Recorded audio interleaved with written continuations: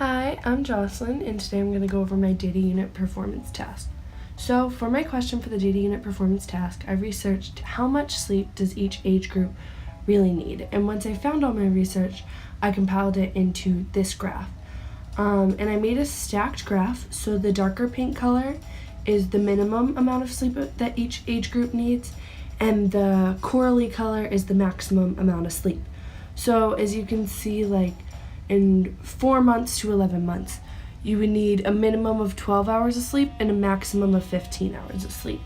And then it just goes on to 64, where you would need a minimum of 7 hours of sleep and a maximum of 8. And I decided to do this kind of graph because I could stack it, so it could be easy to see the minimum and the maximum, and that way you can tell easily which is the minimum and maximum. And I wanted a column kind of graph, so that way you could see the individual categories. And I tried previously with an area graph, but it kind of blended the categories, and I just didn't like that. I wanted them each to be pretty individual, so you can see the specific amount of sleep needed for each category.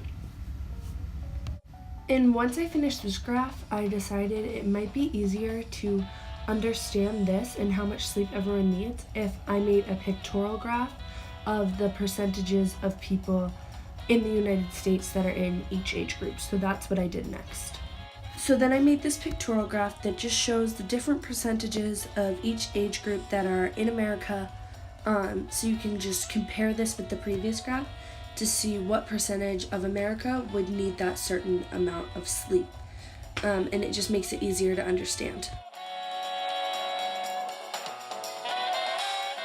However, the data in my pictorial graph actually came from the US Census, so the age groups are a little different, but generally it's the same. So you can see 13% of 65 plus would need 7 to 8 hours of sleep, and it just makes it easier to understand.